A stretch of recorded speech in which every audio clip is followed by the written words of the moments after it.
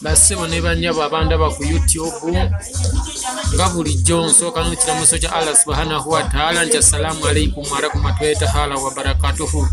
Amanya n'eddoboozi abalamusaako si mulala mpitibwa omukugu omusawo wammwe Dr. Abdulkarim Matovu yakenkuka mu kutabula eddagala ly'obutonde ligattiddwako kintu kirala kyonna. Olunaku olwaleero nno njagala okulaba abantu abalina ebifuba nga bibatawaanya, olina ensundo ku mumiro, olina asima, ekifuba tekitavaawo, olina allergy, ensundo zifugidde, ensundo abasaaya balina sinus nga toli mu mbeera nnungi. Tukuleetera akadagala kano akasobola okubeera nga kakuyamba, kayita cough mixture. Kayamba bulungi nnyo okubeera nga odda mu mbeera eyeeyagaza.